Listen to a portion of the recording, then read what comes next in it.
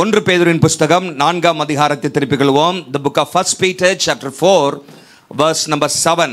7ஆம் வசனத்தை நான் உங்களுக்காக வாசிக்கிறேன். கடந்த நாட்களிலே பேதுருவுடைய நிருபத்திலிருந்து சில காரியங்களை நாம் கற்றுக்கொண்டு வருகிறோம். காலையிலும் மாலையிலும் நாளைக்கு நமக்கு ஜெப நாட்கள் ஆரம்பிக்கிறபடினாலே பேதுரு சொல்கிற ஒரு ஆலோசனையை நான் உங்களுக்கு சொல்ல விரும்புகிறேன். பேதுருடைய வாழ்க்கையிலிருந்தும் சில காரியங்களை இன்றைக்கு சிந்திக்க போகிறோம். ஒன்று பேதுரு புஸ்தகம் 4ஆம் அதிகாரம் 7ஆம் வசனம்.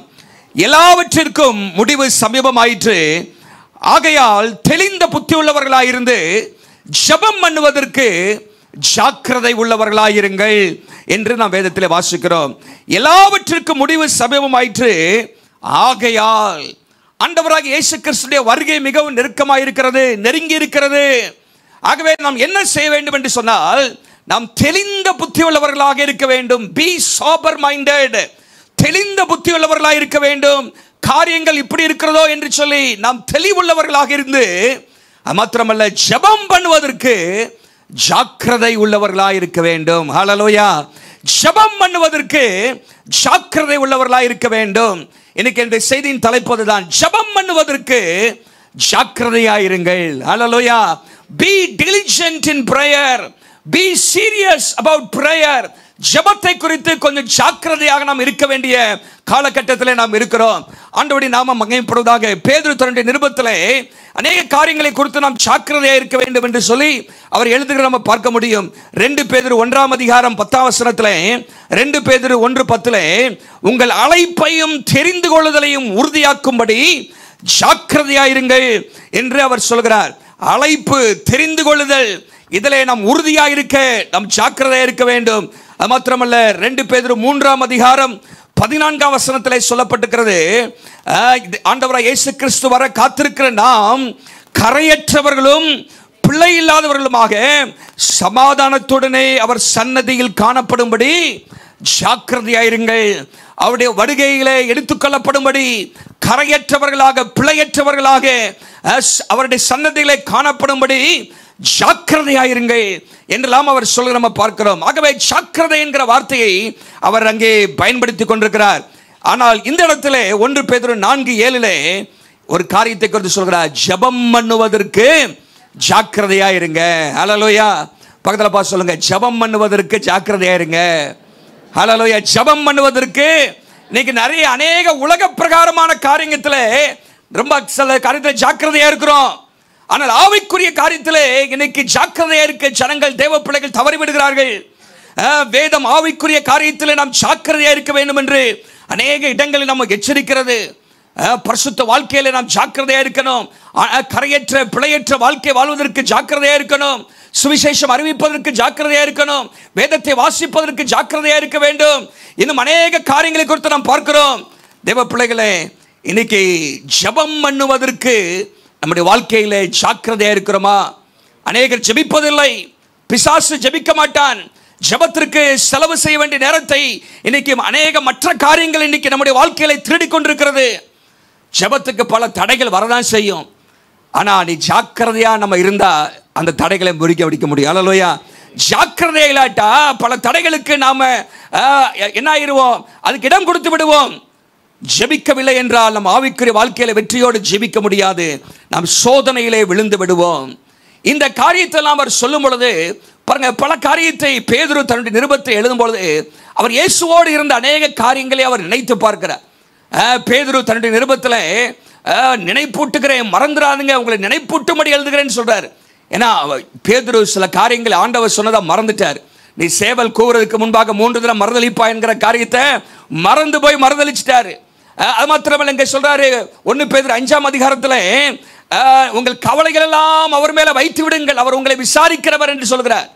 ஏன்னா ஒரு நாள் ஆண்டவரை பார்த்து நேரடியாக கேட்டாரு, எங்களை குறித்து உங்களுக்கு கவலையே இல்லையா ஆண்டவரே அப்படின்னு. மார்க் 4ஆம் அதிகாரத்தில் படகு முங்கும் போது, ஆண்டவரே எங்களை குறித்து உங்களுக்கு கவலை இல்லையா அப்படின்னு கேட்டவர் தன்னுடைய வாழ்க்கையில ஆண்டவருடைய விசாரணை, ஆண்டவருடைய அற்புதத்தை எல்லாம் ருசி பார்த்த பேதுரு அங்கே தன்னுடைய நிருபத்தில் எழுதும்போது சொல்றாரு, உங்கள் கவலையெல்லாம் அவர் மேல் வச்சிருங்க, அவர் உங்கள் மேல் கவலைப்படுகிறவர், உங்கள் மேல் விசாரணையா இருக்கிறவர் என்று சொல்கிறார். ஆகவே இங்கே ஜாக்கிரதை என்று சொல்லும் பொழுதும் அவர் தன்னுடைய வாழ்க்கையிலே நடந்த சில காரியத்தை நினைவுபடுத்தி கூட அவர் சொல்லியிருக்கலாம். அதுதான் இன்றைக்கு நான் உங்களோடு பகிர்ந்து கொள்ள போகிறேன். கெஸ்தமனை தோட்டத்திலே அங்கே பேதுரு ஜெபம் பண்ணுவதற்கு ஜாக்கிரதையா இல்லை, ஆனால் இயேசு ஜெபிப்பதற்கு ஜாக்கிரதையா இருந்தார். ஆகவே ரெண்டு காரியத்தை இன்னைக்கு ஒப்பிட்டு நம்ம பார்க்க போகிறோம். ஜெபம் பண்ணுவதிலே ஜாக்கிரதையா இருந்த இயேசு, ஜெபம் பண்ணுவதிலே ஜாக்கிரதை இல்லாத இருந்த பேதுரு.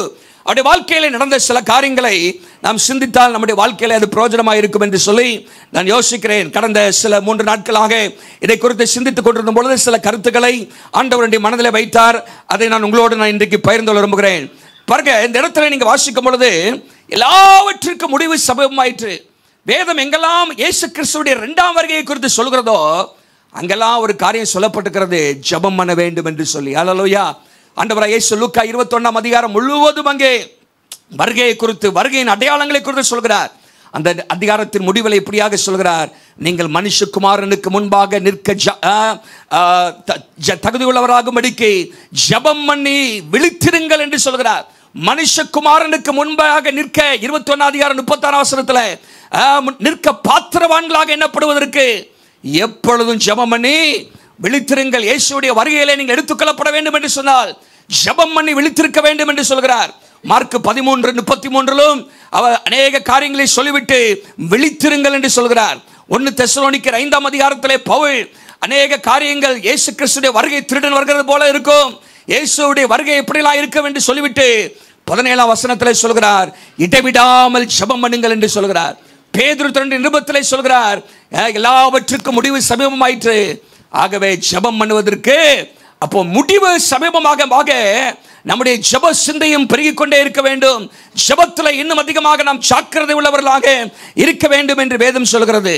பேதுரு சுவிசேஷத்தில் நீங்க பேதுருவை பார்த்தீங்கன்னா அவர் ஜாக்கிரதையா இல்லை. இயேசு எங்கெல்லாம் ஜெபித்தாரோ அங்கெல்லாம் கூட பக்கத்தில் இருந்த பேதுரு தூங்கிட்டு இருந்தார். மறுரூப மலையில இயேசு ஜெபிக்க சென்றார். நீங்க லூக்கா 9ஆம் அதிகாரத்தில் 29ஆம் வசனத்தை வாசித்து பார்த்தீங்கன்னா ஆண்டவராகிய இயேசு கிறிஸ்து மறுரூப மலைக்கு அவர் ஜெபிப்பதற்காக சொல்கிறார். அவர் ஜெபம் பண்ணுகிறார், அவருடைய முகத்தின் ரூபம் மாறிற்று என்றெல்லாம் நம்ம அங்கே லூக்கா 9ஆம் அதிகாரத்தில் நாம் வாசிக்கிறோம். ஆனால் தொடர்ந்து அந்த அதிகாரத்தில் நீங்கள் வாசிக்கும் பொழுது அங்கே பேதுரு நித்திரை மயக்கமாக இருந்ததை நாம் அங்கே வேதத்தில் நாம் வாசிக்கிறோம். பேதுருவோ 32ஆம் வசனத்தில் பாருங்க, அவனோடு இருந்தவர்களும் பேதுருவும் அவனோடு இருந்தவர்களும் நித்திரை மயக்கமாக இருந்தார்கள் என்று வாசிக்கிறோம். 29ஆம் வசனத்தில் இயேசு ஜெபம் பண்ணி கொண்டிருக்கிறார், பேதுரு நித்திரை மயக்கமாக இருக்கிறதை பார்க்கிறோம். இன்னும் மார்க் 14ஆம் அதிகாரத்தில் 38ஆம் வசனத்தில் நீங்க வாசிப்பீங்கன்னா மார்க் 14ஆம் அதிகாரம், இது 3 சுவிசேஷத்தில் இருக்குது. மார்க்கில் பாருங்க 14:38 அங்கே நீங்கள் சோதனைக்குட்படாதபடிக்கு விழித்திருந்து ஜெபம் பண்ணுங்கள், ஆவி உற்சாகம் உள்ளது, மாம்சம் பலவீனம் உள்ளது என்று ஆண்டவராக இயேசு சொல்கிறார். 37ஆம் வசனத்தில் சீமோனை பார்த்து சொல்றாரு, பேதுருவை பார்த்து, பேதுருவை நோக்கி, சீமோனை நித்திரை பண்ணுகிறாயோ, 1 மணி நேரம் விழித்திருக்க கூடாதா என்று சொல்லி அங்கே இயேசு சொல்கிறத நம்ம பார்க்கிறோம். பாருங்க, கெஸ்தமனை தோட்டத்தில் இயேசு ஜெபிக்கிறார், ஆனால் பேதுரு தூங்கி கொண்டிருக்கிறார். மறுரூப மலையில இயேசு ஜெபிக்கிறார், பேதுரு நித்திரை மயக்கமாக இருக்கிறார். ஜெபத்தை குறித்த ஒரு விழிப்பு இல்லை, ஜெபத்திலே ஒரு ஜாக்கிரதை அங்கே பேதுருக்கு இல்லாமல் இருந்தது. அவருடைய வாழ்க்கையில் என்ன நடந்தது என்பதெல்லாம் மனசுல வச்சுதான் பின்னாடி எழுதுறாரு, ஜெபம் பண்றதுக்கு ஜாக்கிரதையா இருங்க. ஹல்லேலூயா. என்ன நடந்தது என்று சொல்லி நான் வேகமாக சொல்ல விரும்புகிறேன். நல்லா கவனிங்க. இந்த காலகட்டத்தில் பேதுரு தன்னுடைய நிருபத்தில் 5ஆம் அதிகாரம் 8ஆம் வசனத்தில் சொல்கிறாரு, விழித்திருங்கள், தெளிந்த புத்தி உள்ளவர்களாயிருங்கள், ஏனெனில் உங்கள் எதிரான பிசாசானவன் எவனை விழுங்கலாமோ என்று வகை தேடி சுற்றி திரிகிறான். எவனை காலி பண்ணலாம், யாரை விழுங்கலாம் அப்படின்னு சொல்லி பிசாசு இன்னைக்கு அங்கங்கே அவன் சுற்றி திரிந்து கொண்டிருக்கிறான். டபக்கடு காலி பண்ணிடுவான். ஆகவே மிகுந்த கவனமாக இருக்க வேண்டும், ஜாக்கிரதையா இருக்க வேண்டும், தெளிந்த புத்தி உள்ளவர்களா இருக்க வேண்டும் என்று சொல்லி நம்ம பார்க்கிறோம். சரி, இப்போ லூக்கா 22ஆம் அதிகாரத்தை எடுத்துக்கங்க. லூக்கா 22ஆம் அதிகாரத்திலிருந்து சில காரியத்தை இன்றைக்கு நாம் பார்க்க போகிறோம். குறிப்பாக 39ஆம் வசனத்திலிருந்து 62ஆம் வசனம் வரைக்கும் 2 பேருடைய வாழ்க்கையை குறித்து நம்ம பார்க்க போறோம். இயேசு ஜெபம் பண்ணுகிறார், அங்கே பேதுரு தூங்குகிறார். பேதுரு ஜெபத்திலே விழிப்பா இல்லை, பேதுரு ஜெபத்திலே ஜாக்கிரதையா இல்லை. அவருடைய வாழ்க்கையிலே நடந்தது என்ன என்பதை குறித்து நாம் அங்கே பார்க்கிறோம். When he was supposed to be praying, he was sleeping, he was slumbering. ஜெபிக்க வேண்டிய பேதுரு ஜெபிப்பதற்காக தான் இயேசு அங்கே அழைத்து போகிறார். ஆனால் பேதுரு என்ன செய்கிறார்? அவர் அங்கே தூங்கி கொண்டிருக்கிறதை பார்க்கிறோம். நடந்தது என்ன, அதை தான் நம்ம பார்க்குறோம். நம்முடைய வாழ்க்கையில ஜெபத்தில் நம்ம ஜாக்கிரதை இல்லாட்டா என்ன நடக்கும்? ஜெபத்தில் ஜாக்கிரதை இல்லாட்டா பேதுரு செஞ்ச அநேக காரியங்கள் நம்ம வாழ்க்கையில் நம்ம செஞ்சிருவோம். நல்லா கவனிங்க. 22 எடுத்துட்டீங்களா? லூக்கா 22 அதிகாரம் 118 பக்கத்தில் இருக்குது. அங்கே பாருங்க, 45 வசனத்தில் இயேசு ஜெபத்தை பண்ணி முடிச்சிட்டாரு, எழுந்திருக்கிறாரு. 46 வசனத்தில் எல்லாத்தையும் பார்க்குறாரு. விசேஷமாக பேதுரு, நீங்கள் நித்திரை பண்ணுகிறது என்ன, எழுந்திருந்து ஜெபம் பண்ணுங்க அப்படின்னு சொல்றாரு. 47 வசனத்திலிருந்து இப்போ ஜெபம் பண்ணி இயேசு முடிச்சிட்டாரு. அங்கே அவரை பிடிப்பதற்காக ஆட்கள் வருகிறார்கள். யூதாஸ் வருகிறார் முத்தம் செய்து காட்டி கொடுப்பதற்காக. இப்படி வரும்பொழுது முதலாவது என்ன நடக்குது? பேதுரு இப்போ வந்து பேதுரு கண்ணை கசக்கிட்டே எழும்புறாரு. என்னது? இயேசு பாரத்தோடு ஜெபம் பண்ணிட்டு அவர் வேர்வை ரத்தத்தின் பெருந்தொழிலாக விழத்தக்கதாக அவர் என்ன செய்யறாரு? ஜெபம் பண்ணிட்டு வராரு. ஆனா பேதுரு தூக்கி எந்திரிச்சு கண்ணை கசக்கிட்டே வராரு. ஒரு கூட்டம் வருது. முதல்ல அவர் செஞ்சது என்ன பாருங்க, 50 வசனம் வாசிங்க. 50 வசனம். அந்தபடியே அவர்கள் ஒருவன் பிரதான ஆசாரியனுடைய வேலைக்காரனை, அந்த படியில் ஒருவன் யார்? அந்த ஒருவனே பேதுரு. பேதுரு என்ன செய்யறாரு? பிரதான ஆசாரியனுடைய வேலைக்காரனை வலது காதர வெட்டினான் அப்படின்னு போடுறது. அப்போ அந்த இடத்துல என்ன வாசிக்கிறோம்னா, என்ன நான் சொல்ல விரும்புறேன்னா, நீங்க ஜெபத்துல ஜாக்கிரதையா இல்லாட்டா மற்றவர்களுக்கு பாதிப்பை ஏற்படுத்துறவர்களா இருப்பீங்க. You will hurt other people. மற்றவர்களுக்கு பாதிப்பை ஏற்படுத்துவீங்க. மற்றவருடைய வாழ்க்கையில இடரலை உண்டாக்குவீங்க. மற்றவருடைய வாழ்க்கையில பிரச்சனை உண்டாக்குவீங்க. மற்றவர்களை காயப்படுத்தி கொண்டிருப்பீர்கள். செயலிலே காயப்படுத்துவீர்கள், வார்த்தையினாலே காயப்படுத்துவீர்கள். இன்னைக்கு வார்த்தையினாலும் செயலினாலும் மற்றவர்களை காயப்படுத்துவதற்குரிய காரணம் என்னன்னு சொன்னா, அவங்க ஜெபத்திலே ஜாக்கிரதையா இல்லை. ஜெபத்திலே ஜாக்கிரதையா இருக்கிறவர்கள் மற்றவர்களை எளிதாக காயப்படுத்த மாட்டாங்க. ஆனா ஜாக்கிரதை இல்லாதவர்கள், விழிப்பா இல்லாதவர்கள், தேவனோடு உறவிலே சரியான விதத்தில் இல்லாதவர்கள், அவர்கள் மற்றவர்களை காயப்படுத்துவார்கள். இந்த இடத்துல நான் வாசிக்கிறோம், இங்கே பேதுரு அப்போதான் இயேசு அங்கே கெத்செமனே தோட்டத்தில் எழுந்து போறாரு. அவரை பிடிக்கிறதுக்கு வராங்க. நம்ம ஆளுக்கு பாதி தூக்கத்திலையும் பாதி இதுலையும் இருக்கிறாரு. திடீர்னு ஒருத்தன் வந்தோடனே கத்தி எடுத்து ஓங்கி படார்னு வச்சுட்டாரு. பாருங்க, நம்முடைய வாழ்க்கையில அஜாக்கிரதையா இருக்கும் பொழுது மற்றவர்களுக்கு பாதிப்பை ஏற்படுத்துகிறோம். உங்க வாழ்க்கையை மற்றவர்களை காயப்படுத்தி கொண்டிருக்கிறதா காரணம் நீங்கள் ஜெபத்திலே ஜாக்கிரதையா இல்லை. அநேகர் உங்க வாழ்க்கையினாலே பாதிக்கப்பட்டு கொண்டிருக்கிறாங்களா? அது காரணம் என்னன்னு சொன்னா, நீங்க ஜாக்கிரதையா இல்லை. When you are not listening to the words of Jesus and you are not spending time in prayer, you become dangerous. மற்றவர்களுக்கு நீங்கள் ஆபத்தான நபர்களாக நீங்கள் மாறிவிடுவீர்கள். மாத்திரமல்ல, ஜெபம் நம்முடைய வாழ்க்கையில் இல்லாவிட்டால் நம்முடைய வாழ்க்கையிலே ஒரு வெறுப்பு, கசப்பு நமக்குள்ளாக உண்டாயிரும். நம்முடைய வாழ்க்கையில ஜெபம் இல்லாவிட்டால் முறுமுறுப்பும் ஒரு மனரம்யம் இல்லாத ஒரு வாழ்க்கை நம்முடைய வாழ்க்கையில் வந்துவிடும்.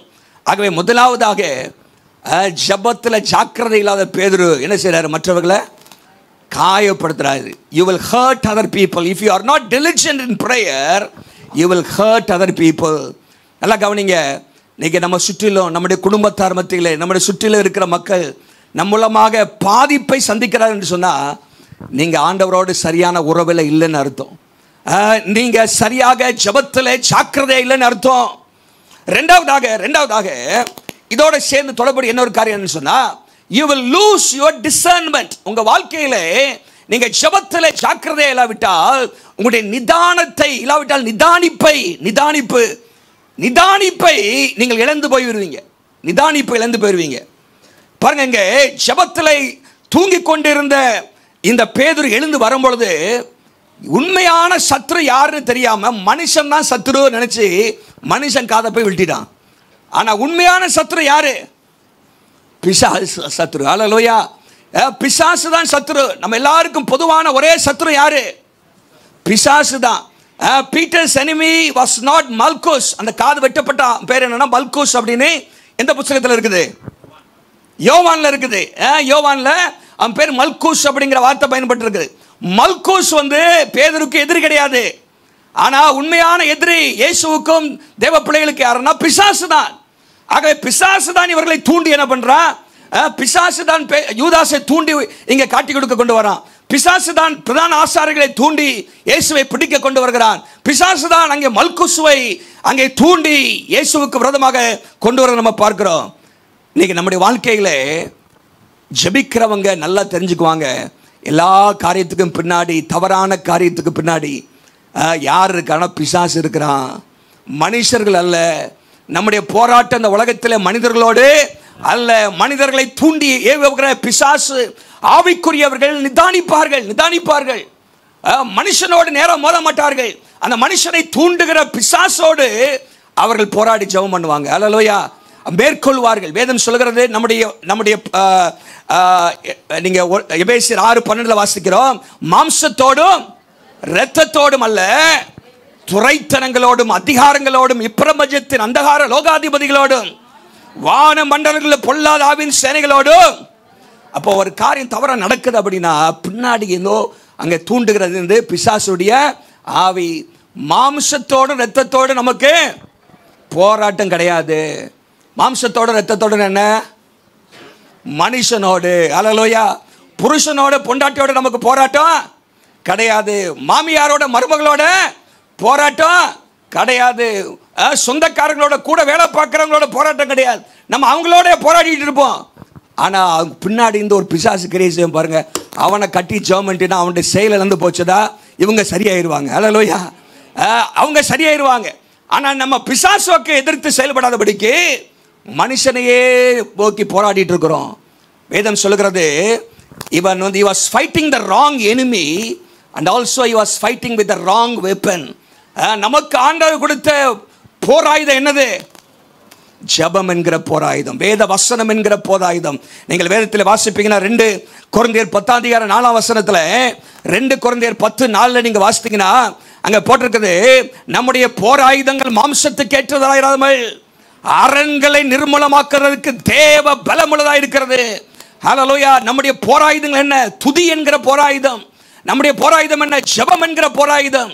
நம்முடைய போராயுதம் என்ன? வேத வசனம் என்கிற போராயுதம். நம்முடைய போராயுதம் என்ன? உபவாசம் என்கிற போராயுதம்.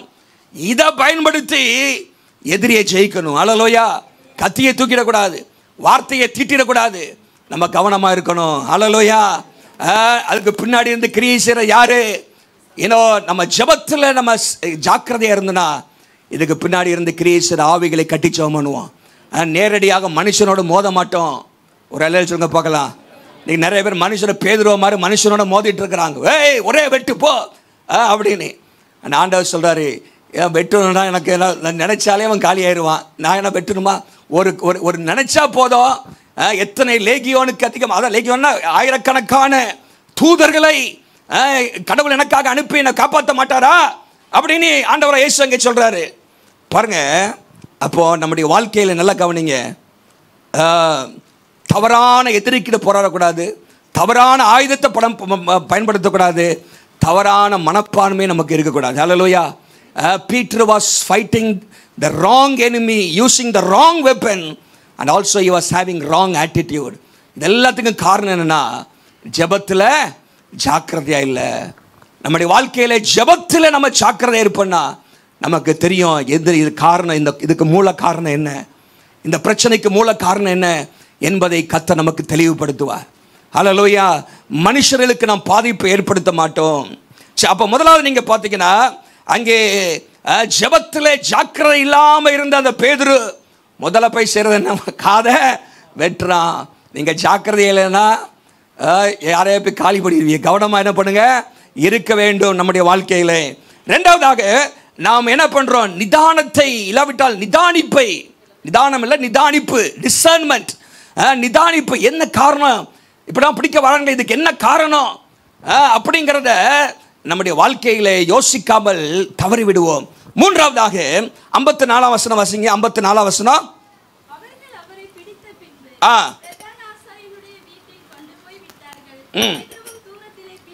பேதுருவும் தூரத்திலே பின் சென்றான். எங்க பின் சொல்றேன்? இப்போ இதுவரைக்கும் நெருக்கமாக சென்று கொண்டிருந்த பேதுரு பாருங்க, இயேசுவுக்கு 12 சீஷர்கள், அதுல 3 பேர் நெருக்கமா இருந்தாங்க.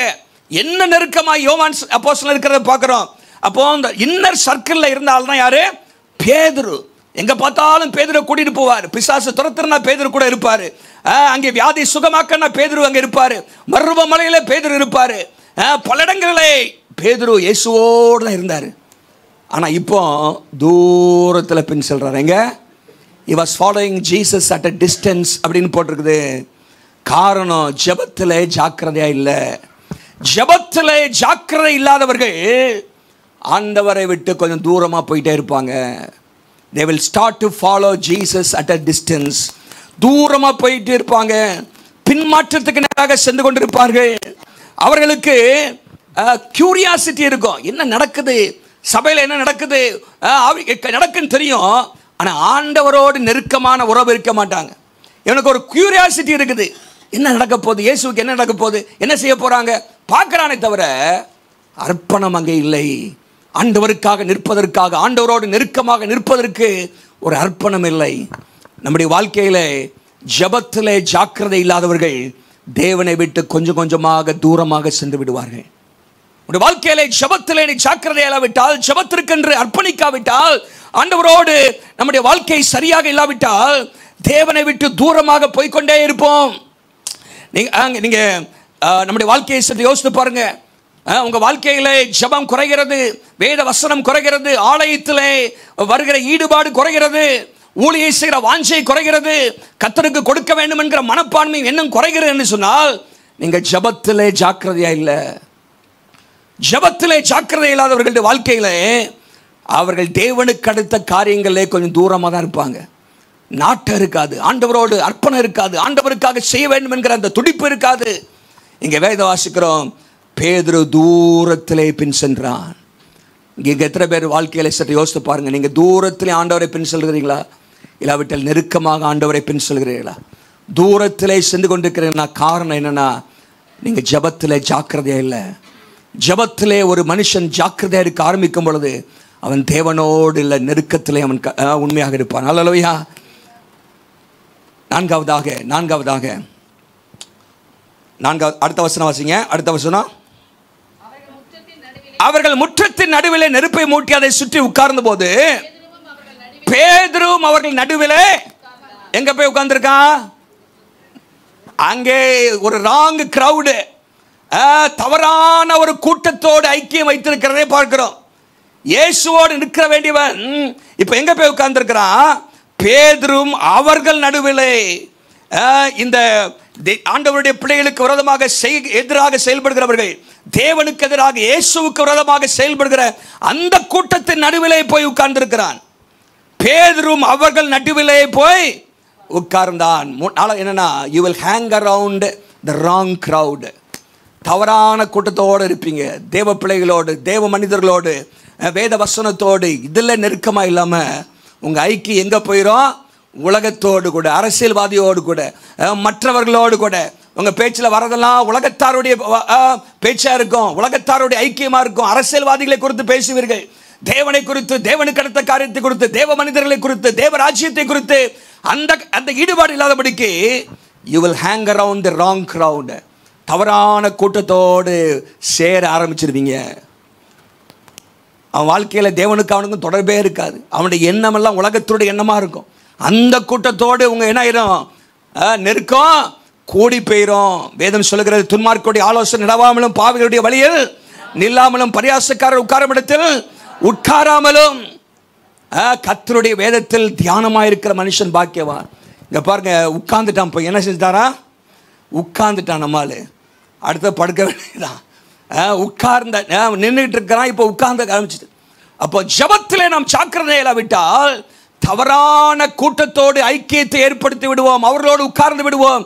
அவர்கள் பேசுகிற காரியத்தை பேச ஆரம்பித்து விடுவோம். அவர்கள் சிந்திக்கிற காரியத்தை சிந்திக்க ஆரம்பித்து விடுவோம். தேவனுக்கு அடுத்த காரியங்கள் நம்ம விட்டு தூரமாக போய்விடும். You will hang around the wrong crowd. இங்கே என்ன செய்கிறாருன்னா, உட்கார்ந்து என்ன செய்கிறாருன்னா, குளிர் காய்ந்து கொண்டிருந்தார். என்ன செஞ்சிருந்தாரு? நெருப்பண்டையில் உட்கார்ந்து என்ன பண்ணிட்டு இருந்தாரு? குளிர் காய்ந்து கொண்டிருந்தார். சரீரத்துக்கு நல்ல வெதுவெதுப்பு அனலை உண்டாக்குறாரு. ஆனால் ஆத்மா என்ன ஆயிடுச்சு? சரீரத்தை அனல் உண்டாக்குகிறார். He was warming up his body. சரீரத்துக்கு நல்ல அனல் வருது நல்லா. ஆனால் ஆத்மா உள்ள என்ன இருக்குது? குளிர்ந்து போயிருச்சு. இன்னைக்கு சரீரத்துக்கு அடுத்த காரியங்கள்ல நம்ம சரிப்படுத்திக் கொண்டிருக்கிறோம். ஆனால் ஆவிக்குரிய காரியம் குளிர்ந்து போய் இருக்கிறதா? ஆவிக்குரிய காரியத்திலே நாட்டம் இல்லாமல் இருக்கிறோமா? ஆவிக்குரிய காரியத்திலே, ஜெபத்திலே, வேத வாசிப்பிலே, தேவனை ஆராதிப்பதிலே, உபவாசிப்பதிலே, தேசத்துக்காக திறப்பில் இருப்பதிலே, ஆவிக்குரிய காரியங்களே குளிர்ந்து போய் இருக்கிறோம். ஆண்டவர் தான் சொல்றார், அனலும் இல்லாம குளிரும் இல்லாம. இங்க சரீரம் நல்லா அனலா இருக்குது. சரீரத்தை நல்லா சொட்டர் போட்டு நல்லா கோட்டு போட்டு நல்லா கவனமாக வச்சுக்கிறோம். சரீரத்தை கவனிக்கிறதுல நிறைய சிலர் கவனமாக இருக்கிறோம். மாத்திரை ஒழுங்காக சாப்பிட்றோம், 3 நேரம் டப்பா டப்பா அடுக்கி வச்சு என்ன பண்ணுறோம், சாப்பிட்றோம், சோறு சாப்பிட்றோம், எல்லாம் கவனமாக சாப்பிட்றோம். ஆனால் ஆவிக்குரிய காரியத்தில் என்னவே இல்லை, நம்ம ஜாக்கிரதையா இல்லை. இங்கே பார்க்குறோம், Peter is standing with sinners and now he sits down with them. Peter is warming his body, not thinking about his soul.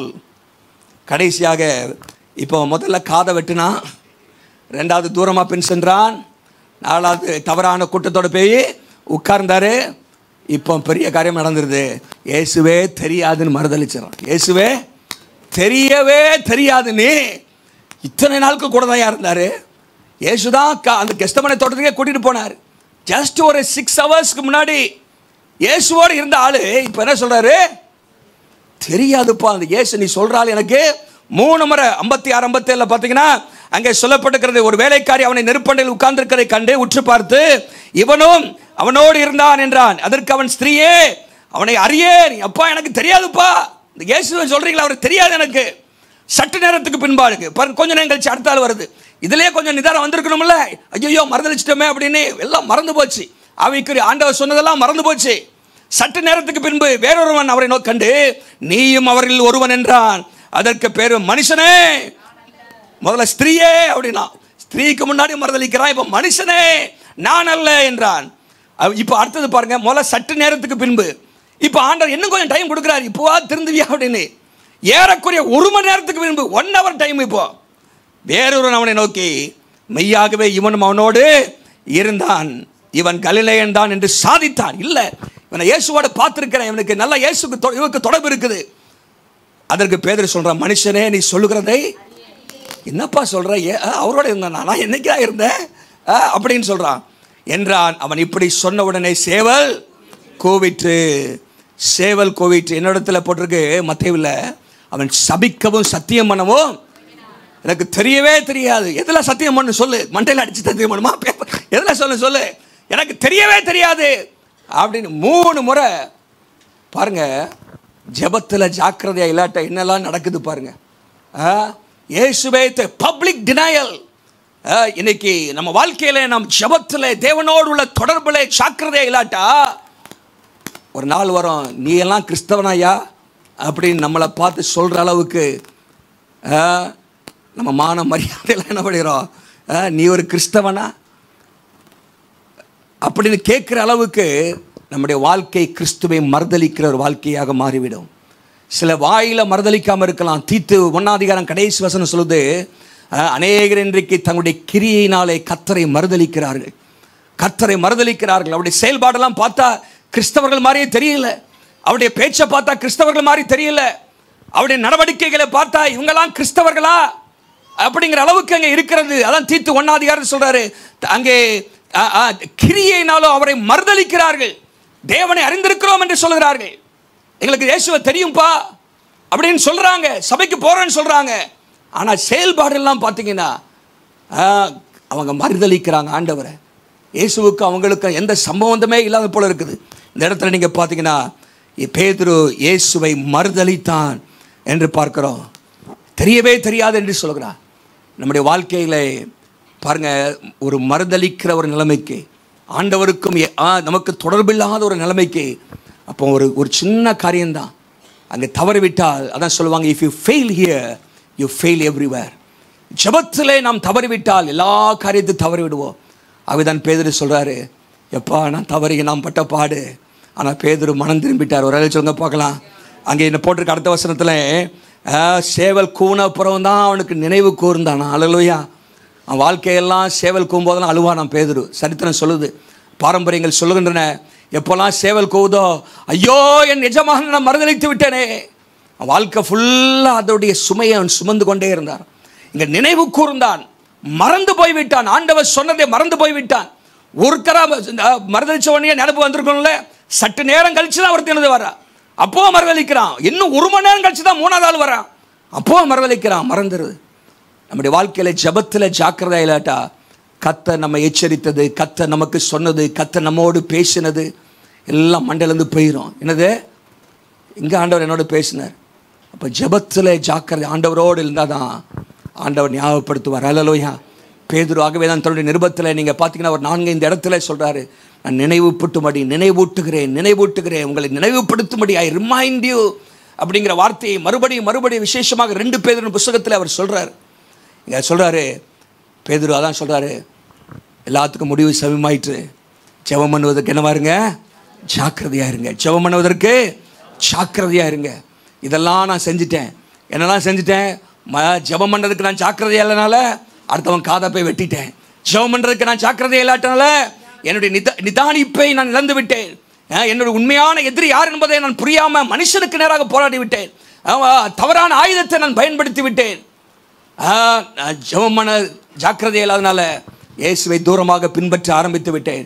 ஜெபம் பண்ணுறதுக்கு நான் ஜாக்கிரதை இல்லாதனால தவறான நபர்களோடு போய் சேர்ந்து ஐக்கியப்பட்டு விட்டேன். ஜெபம் பண்ணுவதற்கு நான் ஜாக்கிரதையாக இல்லாதனால இயேசுவை மறுதலித்து விட்டேன். நீங்கள் அப்படி இருக்காதுங்க, நான் திருந்திட்டேன், நீங்களும் திருந்துங்க அல்லேலூயா என்று சொல்ல பார்க்குறோம். பேதுரு திருந்தினார். ஒரு சொல்லுங்க பார்க்கலாம். பேதுருடைய வாழ்க்கை தலைகீழாக மாறிட்டு, அதை நான் பிற்பாடு நான் சொல்லுகிறேன். ஆனால் இப்போ இயேசுடைய வாழ்க்கையை சற்று நான் சிந்தித்து பார்க்க போகிறோம். இயேசுடைய வாழ்க்கையை சற்று பாருங்க. இந்த அதே 22 அதிகாரத்துக்கு வாங்க. 22ஆம் அதிகாரத்தில் இயேசு எப்படி ஜபத்திலே ஜாக்கிரதையாக இருந்தார். If you R diligent in prayer, if you R not diligent in prayer, நீங்கள் ஜபத்திலே ஜாக்கிரதை இல்லாட்டா பேதுருடைய வாழ்க்கையில் நடந்ததெல்லாம் உங்கள் வாழ்க்கையில் நடக்க ஆரம்பித்து விடும். ஆனால் நீங்கள் ஜபத்திலே ஜாக்கிரதையாக இருப்பீங்கன்னு சொன்னால் நீங்கள் இயேசு என்னெல்லாம் செஞ்சாரோ அந்த காரியங்கள்லாம் நம்முடைய வாழ்க்கையில் இருக்கும். முதலாவதாக வாசிங்க, 39ஆம் வசனம் வாசிங்க. 39. பின்பு அவர் புறப்பட்டு வழக்கத்தின்படியே, எல்லாம் சொல்லுங்க, வழக்கத்தின்படியே. நம்முடைய வாழ்க்கையிலே ஜபத்திலே ஜாக்கிரதையாக இருக்கிறவர்கள் அவருடைய வாழ்க்கையிலே ஜபம் ஒரு வழக்கமாக இருக்கும். அல்லேலூயா. practice of prayer.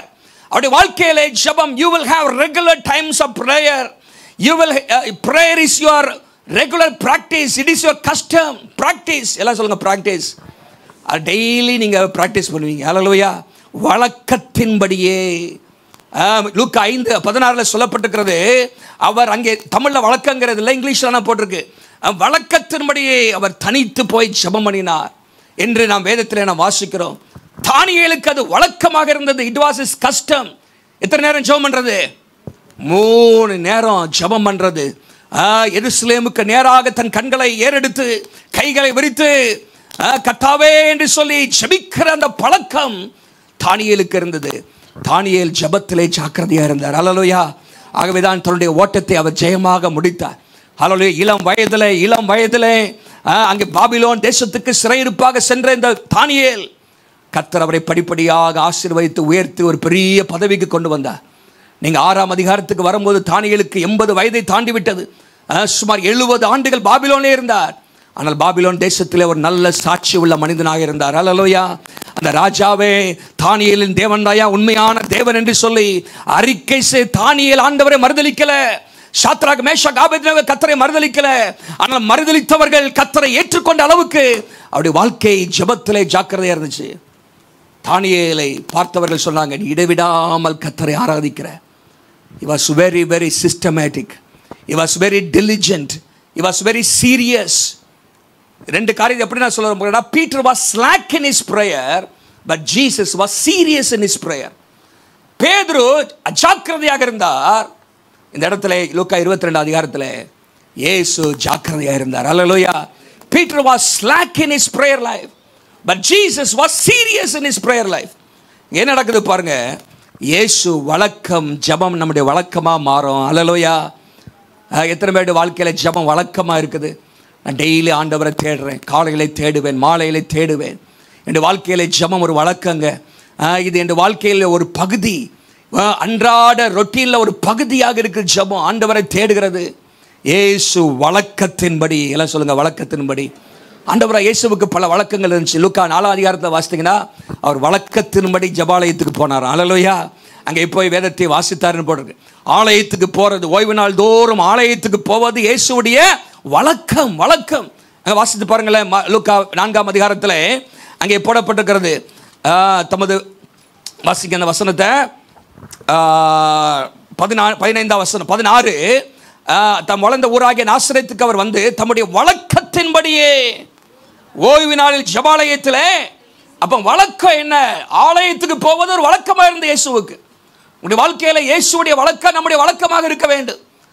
அங்கே நாம் வாசிக்கிறோம் 4:16 5:16 ஜெபம் பண்ணுவது அவருக்கு வழக்கம். யோவான் 18:2 நீங்கள் வாசிக்கும் பொழுது அங்கே ஒலிவ மலையிலே கிறிஸ்தமனை தோட்டத்திலே அவர் போய் ஜெபிப்பது, மலையிலும் தோட்டத்திலும் போய் ஜெபிப்பது அவருடைய வழக்கமாக இருந்தது என்று சொல்லி நம்ம பார்க்கிறோம். அடிக்கடி அங்கே போயிருந்தார். பாருங்க, அப்போ ஜெபத்தில் ஜாக்கிரதையாக இருக்கிற வாழ்க்கையில் ஜெபம் வழக்கமாக இருக்கும். ஹல்லேலூயா. பழக்கமாக இருக்கும், கஷ்டமாக இருக்கும், ஒரு ப்ராக்டிஸாக இருக்கும். மாத்திரமல்ல, அப்போ அடுத்தது என்னன்னு பாருங்க. அடுத்தது என்ன செஞ்சார் இயேசு? அங்கே லூக்கா 22க்கு வாங்க. நீங்கள் பார்த்தீங்கன்னா பைபிளில் இந்த லூக்கா சுவிசேஷத்தில் மற்ற சுவிசேஷம் லூக்கா தான் அதிகமாக இயேசுடைய ஜெபத்தை குறித்து எழுதுகிறார். சுமார் 25 இடங்களிலே இயேசு ஜெபித்ததையும் இயேசு ஜெபத்தை குறித்து போதித்ததையும் சுவிசேஷங்களில் வாசிக்கிறோம். நியர்லி 25 பிளேசஸ் இயேசு ஜெபம் பண்ணினார், ஜெபத்தை குறித்து போதித்தார் என்கிற காரியங்கள் சொல்லப்பட்டிருக்கிறது. ஜெபம்னா என்ன? ஆண்டவரே, நான் உண்மையிலேயே சார்ந்திருக்கிறேன். ஹல்லேலூயா. Prayer shows our dependence on God. ஜெபிக்காதவர்கள் தேவனை சார்ந்திருக்கல்னு அர்த்தம்.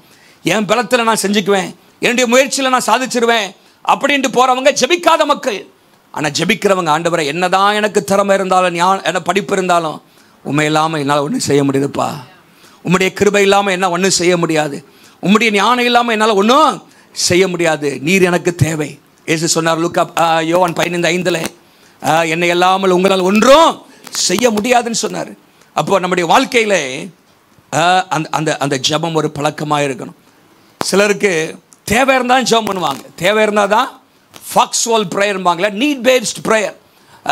தேவை ஏதாவது இருந்தால், வயிற்று வலி வந்தால் ஜெபம் பண்ணுவாங்க, தலைவலி வந்தால் ஜெபம் பண்ணுவாங்க, பணம் தேவை இருந்தால் ஜெபம் பண்ணுவாங்க, எக்ஸாம் இருந்தால் பக்கத்தில் கத்தாவே கத்தாவே அப்படின்னு ஜெபம் பண்ணுவாங்க. ஆனால் தேவை இல்லாட்டா ஆண்டவரை மறந்துடுவாங்க. நீட் பேஸ்டாக இருக்கும். சிலருக்கு மூடு பேஸ்டாக இருக்கும். மூடு இருந்தால் ஜெபம் பண்ணுவாங்க, ஜெபம் பண்ணுறதுக்கே மூடு இல்லை அப்படிம்பாங்க. மூடு இருக்குதோ இல்லையோ ஜெபம் பண்ணணும். அல்லேலூயா. ஜெபம் வழக்கமாக இல்லை, எனக்கு சாப்பிட்றதுக்கே மூடு இல்லை அப்படின்னு டெய்லி அப்படி தள்ளி போட்டே புரியல. என்னது, எனக்கு சாப்பிட்றதுக்கே நல்ல சாப்பாடு வந்து நிற்குது, எனக்கு சாப்பிட்றதுக்கே மூடு இல்லைப்பா, நைட்டும் இல்லை, அடுத்த நாள் காலையில் இல்லை அப்படி சொல்லுவீங்களா? வந்தோம் லபக்கு அள்ளி போட்டுடுறீங்க வாயில். ஆனால் ஜெபம் பண்ணுறதுக்கு மாத்திரம் மூடு இல்லை, மூட் பேஸ்டு. அப்புறம் பார்த்தீங்கன்னா உண்மையிலே ஒரு ரிலேஷன்ஷிப் பேஸ்டாக இருக்கணும். ஆண்டவரோடு தொடர்பின் அடிப்படையில், அவர் என் அப்பா, நான் மகன், அவர் செடி, நான் கொடி. ஹல்லேலூயா. நான் அவரோடு ஒட்டி தான் இருக்கணும் அப்படிங்கிற அந்த அடிப்படையில் நாம் ஜெபிக்க வேண்டும். ஹல்லேலூயா. லூக்கா 22ஆம் அதிகாரத்துக்கு வாங்க. அடுத்ததாக 39ஆம் வசனத்தில் அங்கே போட்டிருக்குது, அவர் ஜெபிப்பதற்கு ஒரு இடத்தை வைத்திருந்தார். ஒலிவ மலைக்கு போனார். ஒலிவ மலைக்கு he went to Mount Olives. இயேசுவுக்கு ஜெபிப்பதற்காக ஒரு இடம் இருந்தது. அவர் ஜெபம் பண்ணுவதற்காக நீங்கள் பார்த்தீங்கன்னா அங்கே லூக்கா 5:16 சொன்ன வனாந்தரத்திலே போய் தனியாக ஜெபம் பண்ணியிருக்கிறார், மலையிலே ஜெபம் பண்ணியிருக்கிறார், கெஸ்தமனை தோட்டத்திலே ஜெபம் பண்ணியிருக்கிறார். அவர் ஜெபம் பண்ணுறதுக்கு தலை சாய்க்க இடம் இல்லை தான், ஆனால் ஜெபம் பண்ணுறதுக்கு அவருக்கு இடம் இருந்துச்சு. அல்லேலூயா. ஜெபம் பண்ணுறதுக்கு குமாரனாக இயேசுவுக்கு இடம் இருந்தது. அவர் ஜெபம் பண்ணுவதற்கு போனார். அப்போ பிளேஸ் உங்களுக்கு என்று ஜெபிப்பதற்கு ஒரு நேரம் இருக்க வேண்டும், ஒரு பீரியட், ஒரு டைம் இருக்க வேண்டும். You will have a place of prayer.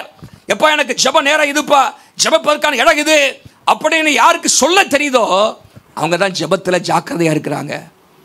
எனக்கு ஜெபமே இல்லை, நான் நினச்சா ஜெபம் பண்ணுவேங்க அப்படின்னா அவங்க ஜெபத்தில் என்னவா இல்லை, ஜாக்கிரதையாக இல்லை.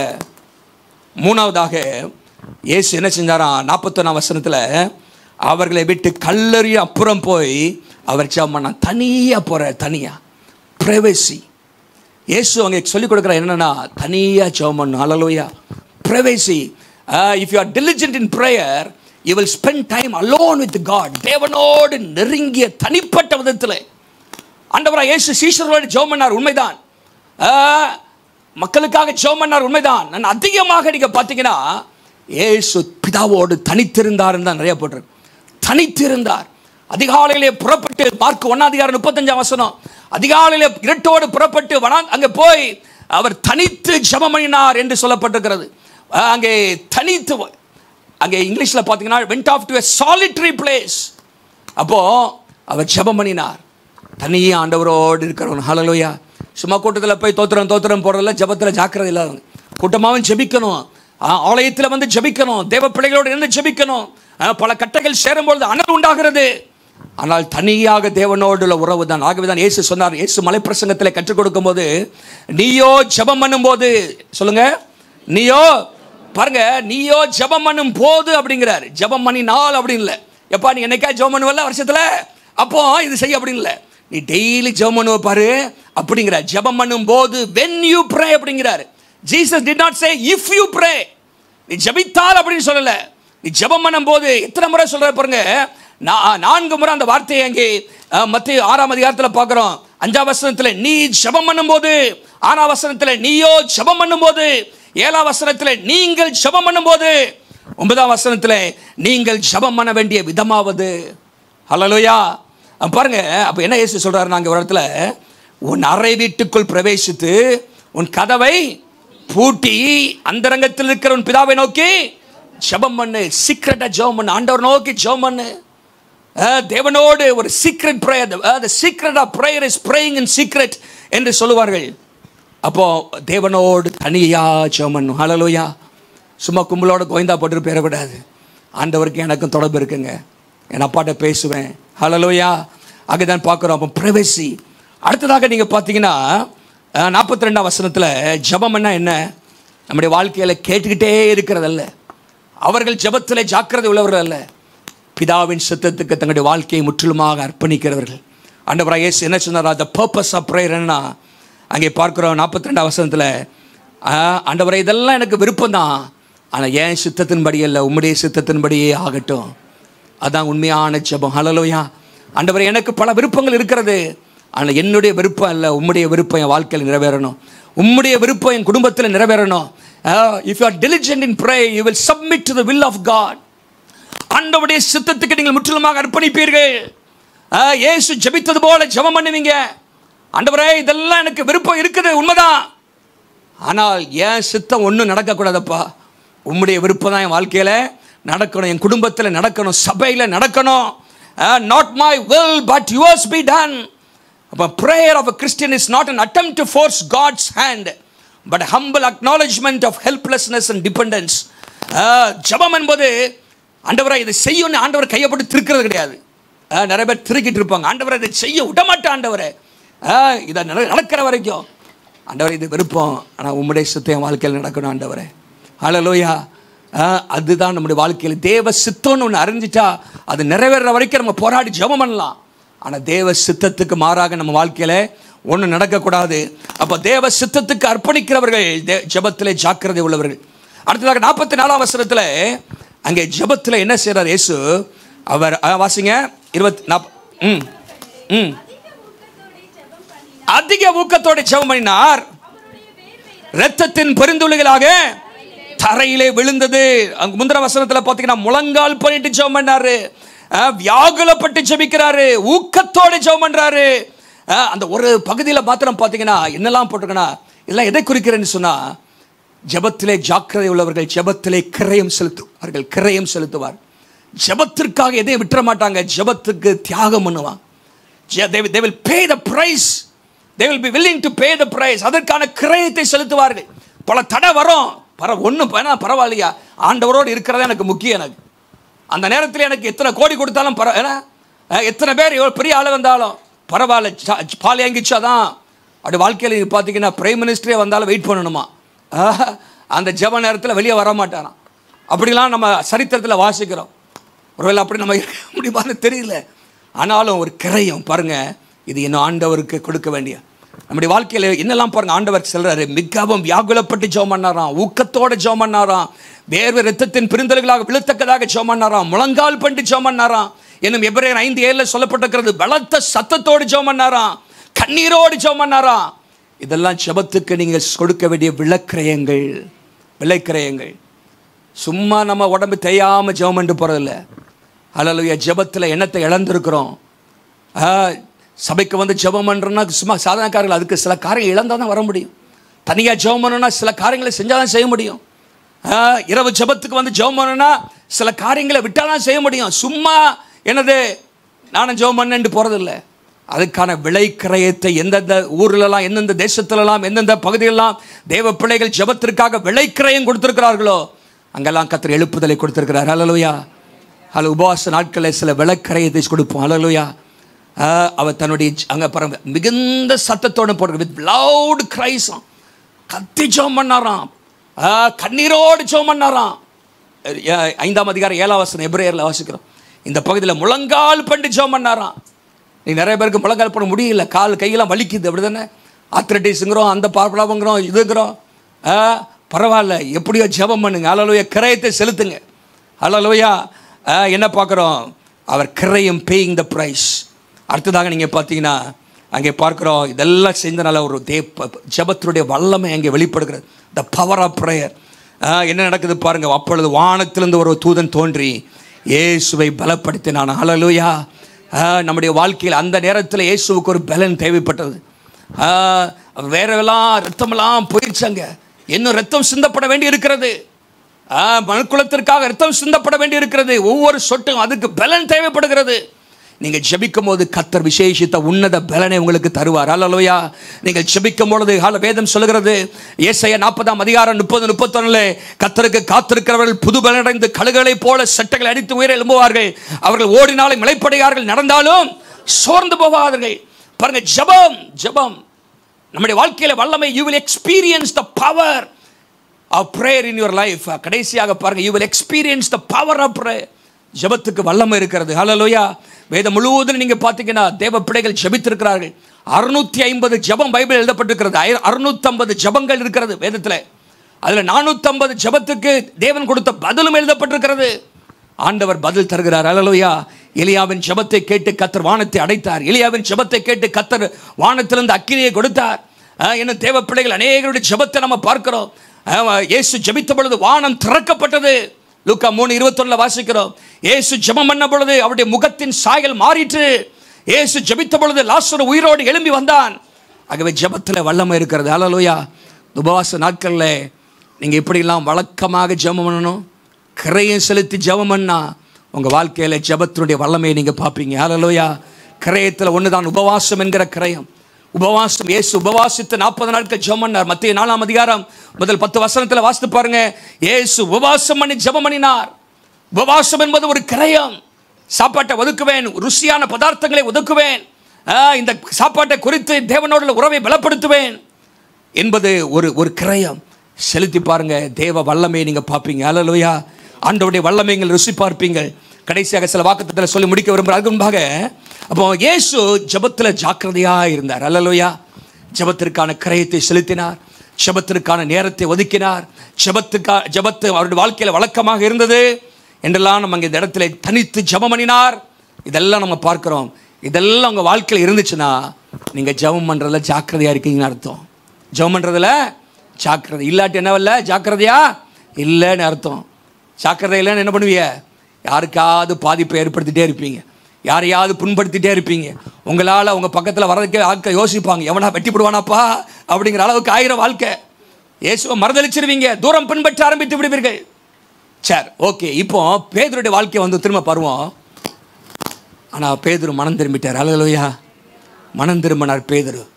பேதுரு பின் நாட்களில் பரிசுத்தாவின் வல்லமையை பெற்று ஜெபத்திலே ஜாக்கிரதையாக மாறிட்டார். ஹல்லேலூயா. அப்போஸ்தலர் நடவடிக்கைகளை பார்த்தீங்கன்னா பேதுருடைய வாழ்க்கை வித்தியாசமாக இருக்குது. அப்படி வாழ்க்கை ஜெபத்திலே ஜாக்கிரதை உள்ள வாழ்க்கையாக மாறிற்று. 3ஆம் அதிகாரம் 1ஆம் வசனத்தில் வாசிக்கிறோம். பரிசுத்தாவின் அபிஷேகத்தை பெற்ற பேதுரு ஜெப வேலையாகி 9ஆம் மணி நேரத்தில் தேவாலயத்துக்கு போய் ஜெபிக்க போகிறாங்க. ஹல்லேலூயா. கையில் காசு ஒன்றும் கிடையாது, ஆனால் ஜெபத்தை மறந்துடல. வெள்ளு மில்லிய பொண்ணு மில்லியன்னு சொல்கிறாங்க. பிச்சைக்காரனுக்கு போடக்கூடாது, காசு கிடையாது, ஆனால் தேவனோட உறவில் ஜாக்கிரதையாக இருக்கிறான். ஹல்லேலூயா. அங்கே பாருங்க, தேவனோடு ஜெப வேலையாகி 9ஆம் மணி நேரத்தில் பேதுரும் யோவானும் அங்கே ஜெபிக்கிறக்கு சொல்கிறார்கள். 6ஆம் அதிகாரம் 4ஆம் வசனத்தில் பேதுரு சொல்கிறாரு, நாங்களோ ஜெபம் பண்ணுவதிலே ஜாக்கிரதையாக இருப்போம், ஜெபம் பண்ணுவதிலே உறுதியாய் தரித்திருப்போம் என்று சொல்கிறார். 6 நாளில் ஜெபம் பண்ணுவதிலும் வேத வசனத்தை போதிக்கிறதிலும் நாங்கள் என்னவா இருப்போம்? உறுதி, இடைவிடாமல் தரித்திருப்போம். ஜெபத்தில் நாங்கள் உறுதியாக இடைவிடாமல் தரித்திருப்போம்னு சொல்றாரு.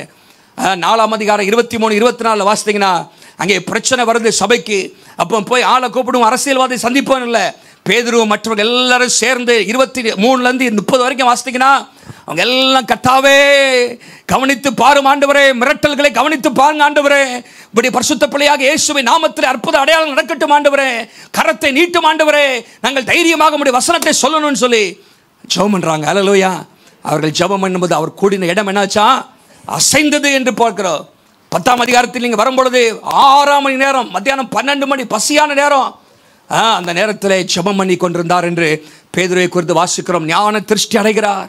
ஆண்டவர் அவரை புறஜாதிகளுக்கு சுவிசேஷத்தை சொல்ல வாசல்களை அங்கே திறக்கிறதை நம்ம பார்க்கிறோம்.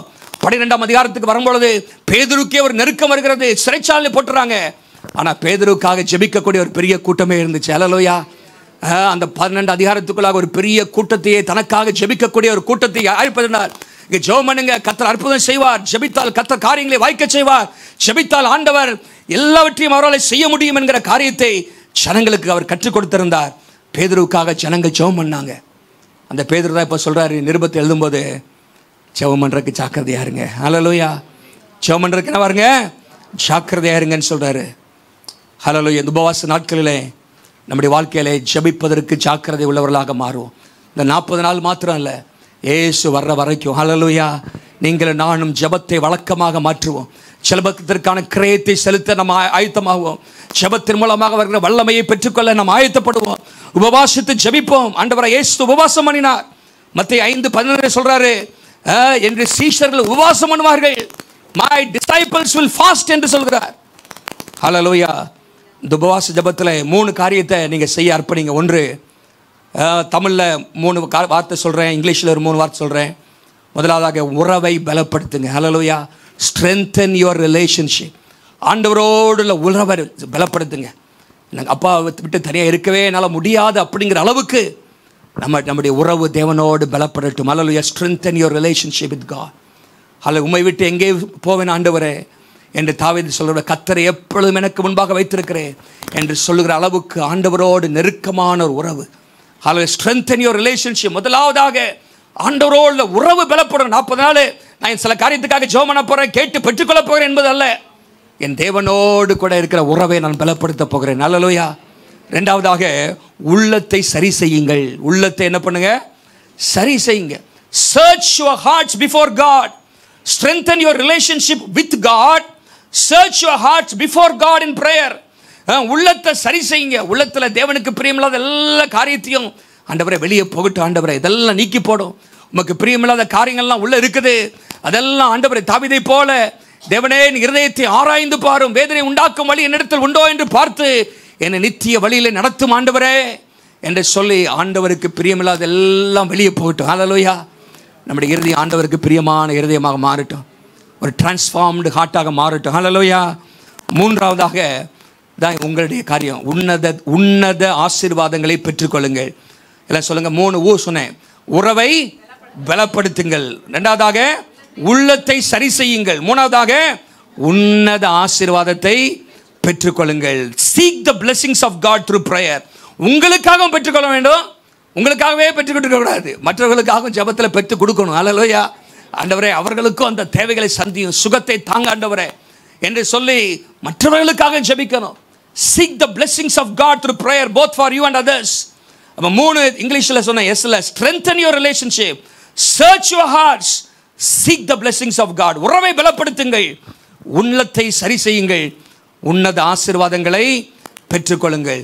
என்ன 3 வாக்குத்தத்தத்தை சொல்லி முடிச்சிடுறேன். இந்த உபவாச நாட்களில் உபவாசித்த 3 பேர், நெகேமியா உபவாசம் பண்ணார், ஒரு காரியத்தை ஆண்டவருக்கு கொடுத்தார் செய்வதற்காக.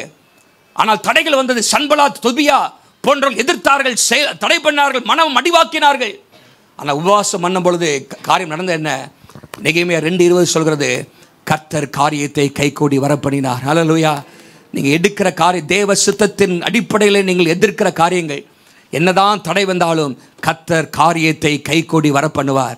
எல்லாம் சொல்லுங்க, காரியத்தை கைகூடி வரப்பண்ணுவார், காரியத்தை கைகூடி வரப்பண்ணுவார்.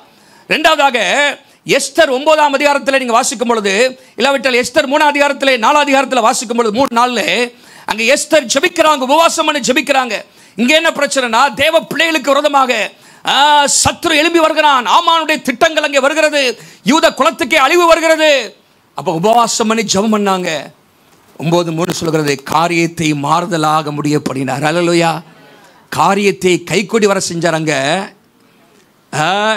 வந்த நோக்கம் என்ன? அலங்கத்தை எழுப்பி கட்டணும்னு சொல்லி அதை கைக்கூடி வர பண்ணினார். அல்லேலூயா. இங்கே எஸ்தருக்கு விரோதமாக ஆமான் எழும்பி, தேவ பிள்ளைகளுக்கு விரோதமாக ஆமான் எழும்பி செயல்படுகிறான். அது எல்லாத்தையும் கர்த்தர் மாற்றிட்டார். அல்லேலூயா. ஆண்டவர் ஆமானுக்கு அவமானத்தையும் அழிவையும் கொண்டு கொடுத்தார். தேவ பிள்ளைகளுக்கு கீர்த்தியும் புகழ்ச்சியும் ஆண்டவர் கொடுத்தார். அல்லேலூயா. காரியத்தை மாறுதலாக முடிய பண்ணினார். யோவேல் 2:21 சொல்லப்பட்டிருக்கிறது, அங்கே அவங்க உபவாசம் பண்ணி ஜெபம் பண்ணுங்க, இருதயங்களை கிழித்து ஜெபம் பண்ணுங்க, உபவாச நாளை நியமிங்கள் என்று சொல்லப்பட்டிருக்கிறது. அப்போ என்ன செய்வார் ஆண்டவர்? பெரிய காரியங்களை செய்வார். அல்லேலூயா. தேசமே பயப்படாதே, மகிழ்ந்து கலிகோரு, கர்த்தர் பெரிய காரியங்களை. அப்போ பாருங்க, 3 ஆசீர்வாதம். காரியத்தை கைக்கூடி வர பண்ணுவார், காரியத்தை மாறுதலாக முடிய பண்ணுவார், பெரிய காரியத்தையும் காண செய்வார். அல்லேலூயா. நீங்கள் உபவாசித்து தேவனுடைய முகத்தை தேடும் பொழுது, உறவை பலப்படுத்தும் பொழுது, உள்ளத்தை சரி செய்யும் பொழுது, உன்னத ஆசீர்வாதங்களை பெற்றுக்கொள்ளும் பொழுது, இந்த காரியங்களை கர்த்தர் நமக்கு தருவாராக. நம்ம எல்லாரும் எழுப்பி நிற்போமா?